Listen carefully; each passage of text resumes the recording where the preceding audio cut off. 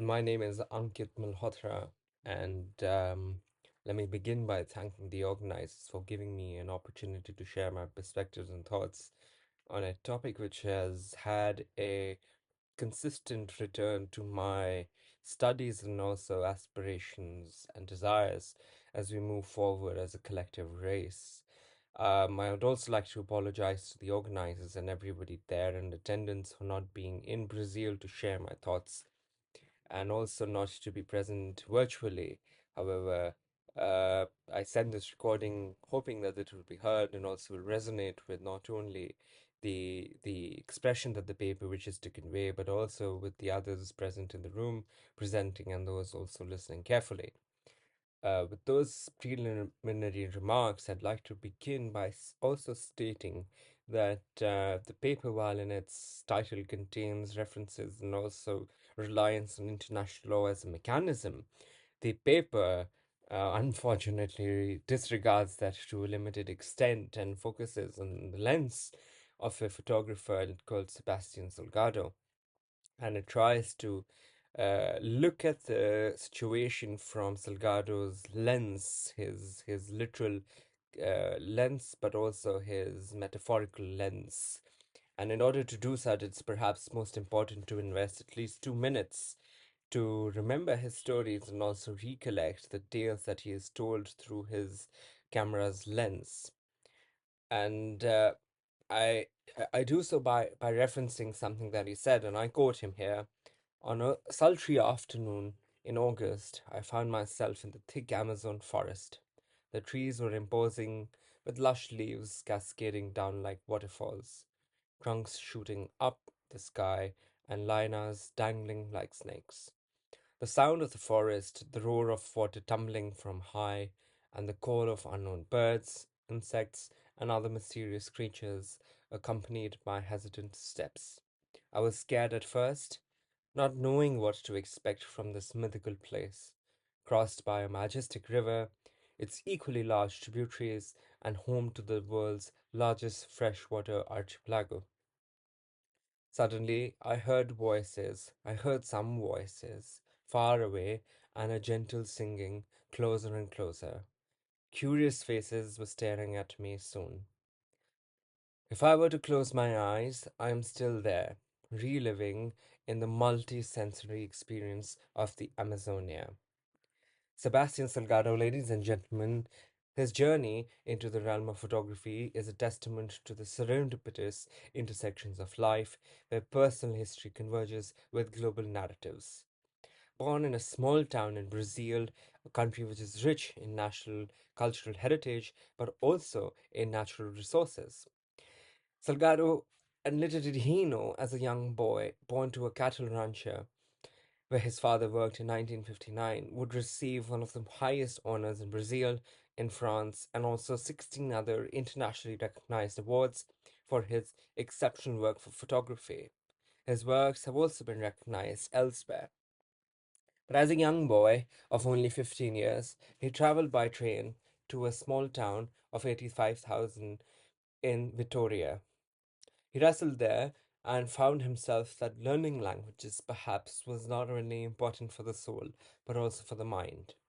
There he also met his future wife to be, with whom he became friends with at first. Said woman, Leah, found him to be a fascinating character. That was so because Salgado at the time wore a pair of khaki pants and a blue linen shirt, yet somehow he kept them perfectly. I soon found out that Salgado's father, the ever practical cattle rancher, had bought two big rolls of cloth, and Salgado arrived in the city with 15 identical pairs of pants and 24 identical shirts. Be that as it may, at this time Brazil was industrializing at a breakneck speed. Factories sprang up. Victoria was not what it was. Ships were filled with ports. Sebastian and Leia watched as their rural migrants flooded the city, becoming the bottom of the new economic pyramid and a new urban poor. The city was at foot. They married soon, moved to Sao Paulo, where Salgado earned a master's in macroeconomics, emerging in the field that he hoped could solve his country's social ills.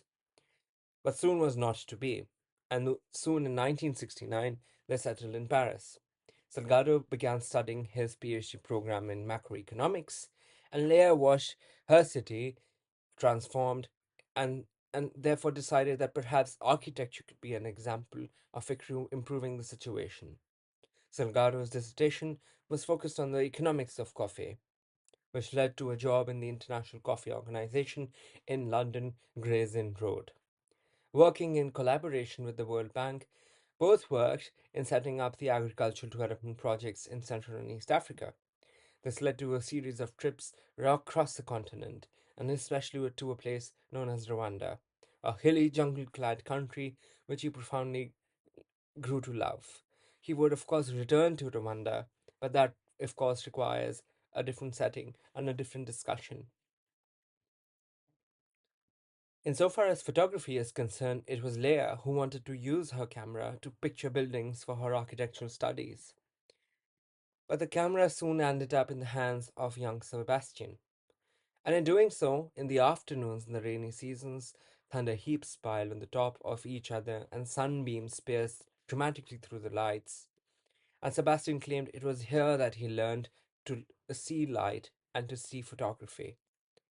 And on one sunny afternoon in London in 1973, on a rowing boat in an artificial lake known as Hyde Park, Sebastian decided to abandon his studies in economics and to make a living as a photographer. This was also the time when he had just been offered a prestigious job in the World Bank. But the die was cast, and this would be yet another adventure where they would embark together. It is perhaps said that it is very hard to know that where she ends and I begin, he said in one of his discussions. Now, with that background, we now understand the lens that we will use to study this story. Brazil, for those who, like me, had little knowledge of the country, having not visited it, but had been invited a couple of times, is a country which is 10 times the size of France. And yet, vast areas of the country, perhaps 60% of the country, have been destroyed or are being destroyed daily. Of the original indigenous population of 5 million people, only 370,000 are left today, and their consistent degradation of resources makes it much more difficult for them. Viewing more than the 200 photographs taken by Salgado by land, water, and air over a period of 7 years, portraying vegetation, rivers, mountains, and the people of the forest, there was a total immersion in the magical land and the educational experience for all. I discovered these facts amongst others 188 indigenous groups living in the forest, speaking over 150 languages. 144 of them have never been contacted.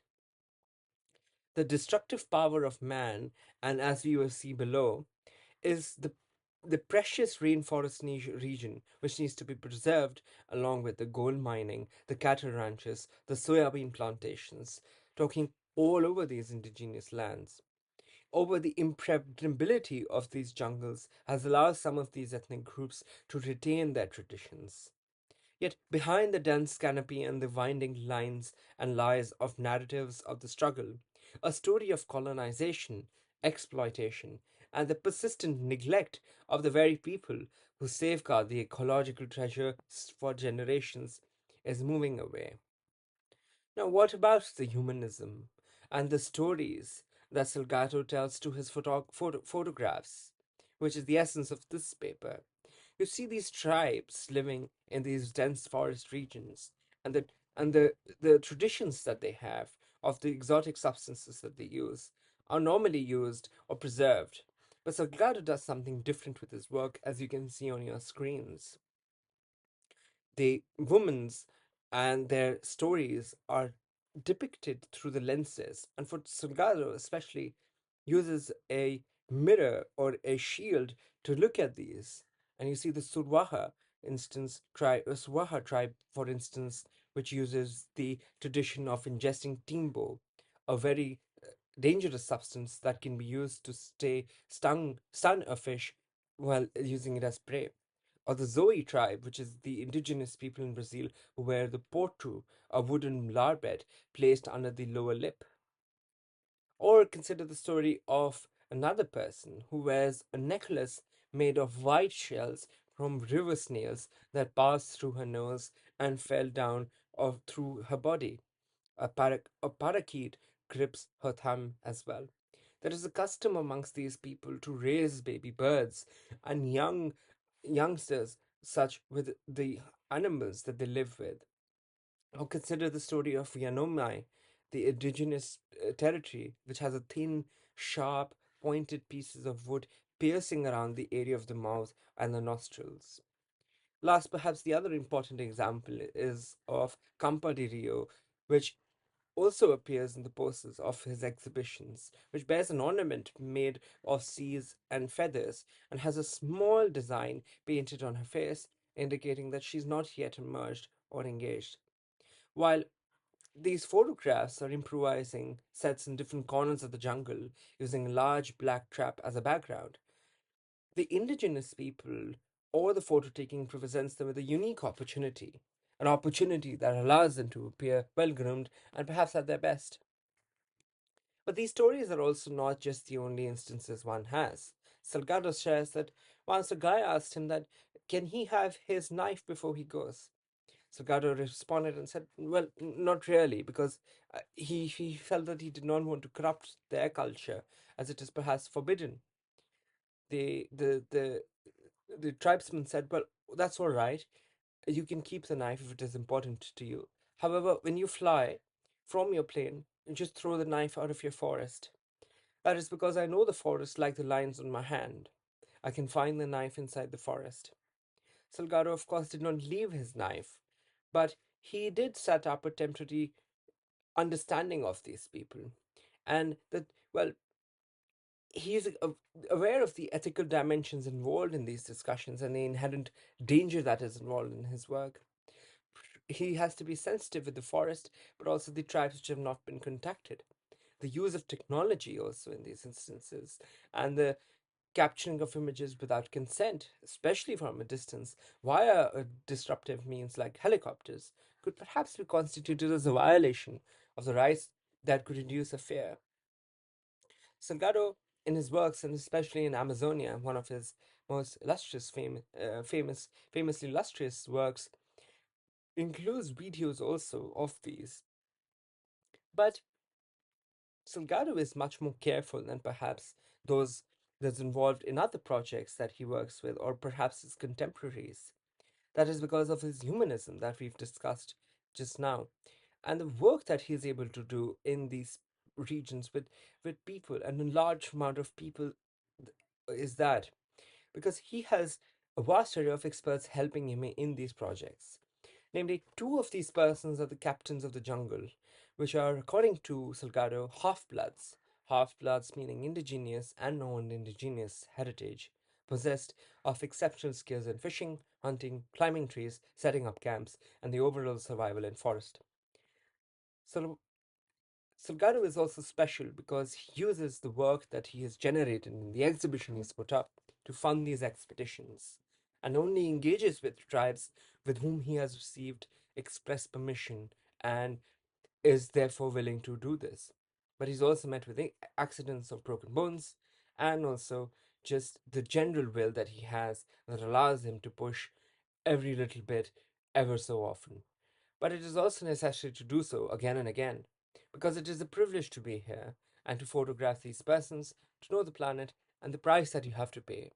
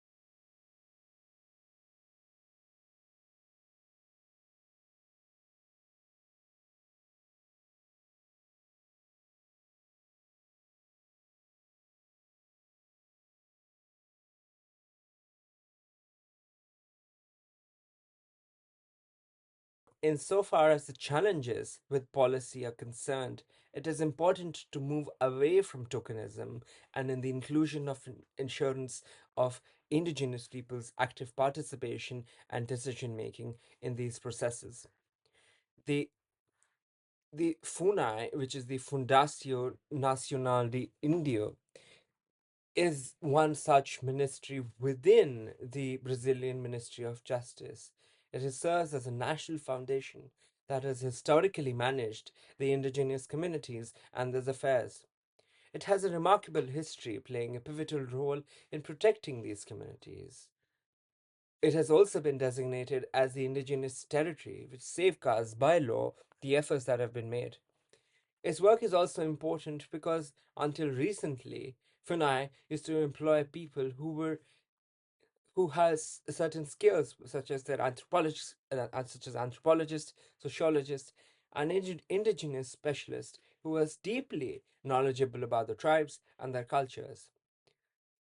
However, with the current government, such roles have been taken up by policemen and has transformed the institution to a dedicated business, which allows the Amazonian rainforest to shift away towards destruction.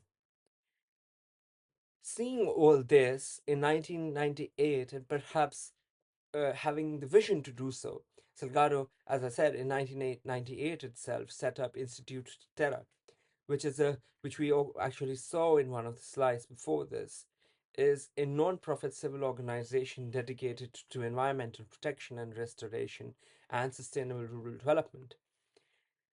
Since its beginning, the organization has received more than 600 hectares of forest, but is slowly but surely is revitalizing the system. And this 555-hectare farm which was set up there is also a kind of a miracle, with the trees, the insects, the mammals, every kind of bird, every kind of life coming back. Institute de Terra is one of the most fascinating stories of environmental protection. So much so, in September 2022, there was a large scale exhibition on Sebastian Salgado magnum opus, organized and hosted by Sotheby's at New York headquarters to raise funds for Institute de Terra. It was the largest curated photographic solo exhibition that Sotheby's had ever presented. And fortunately, 100% of the proceeds went to the non-profit project. Now, to conclude, perhaps what is important to say or reflect is that the work of one person with a camera is almost instantly recognizable in the case of Salgado. Black and white, biblical in scope, human, severe, and art critics have often tried to focus on the foreground, a grim, twisted body made beautiful but suffering as art. His attention to detail in the background that matters most is relevant here. Salgado is a systematic thinker, keenly aware of the large focuses that these moments create.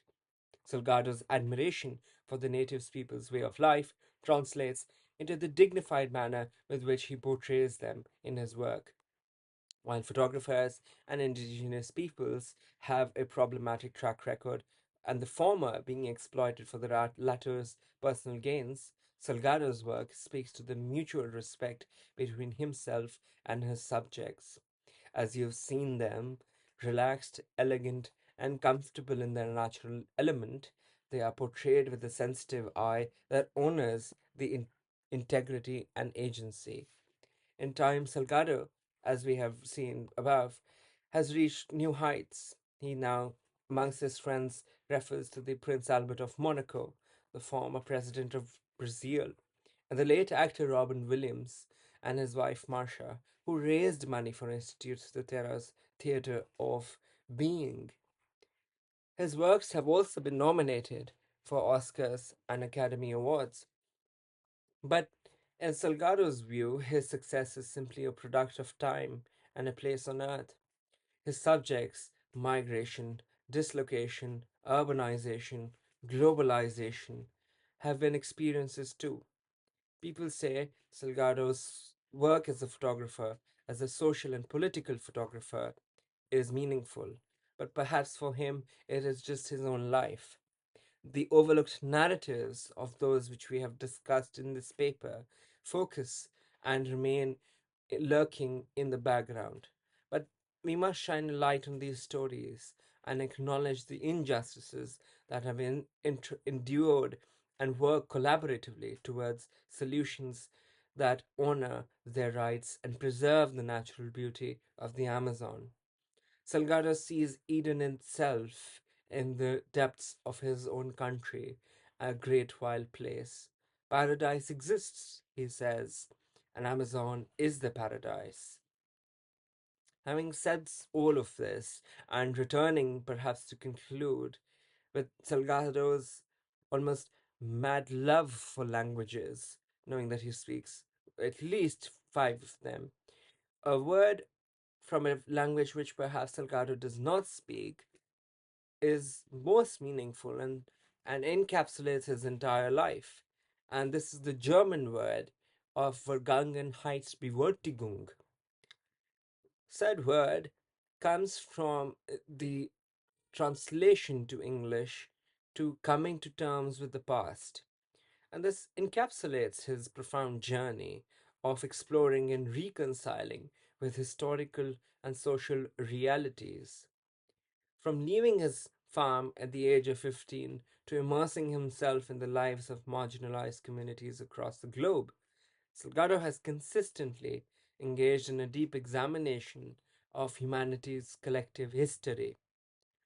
His photography doesn't merely document moments in time, it delves into the underlying narratives that have shaped society itself. Salgado's work embodies a continuous experience and understanding of reality and to come to terms with it, truly encapsulating the essence of Vergangenheitsbewältigung. With those words, I thank the organizers for once again giving me an opportunity to share my thoughts. I am at a loss for not being with everyone present in Brazil. Thank you very much once again.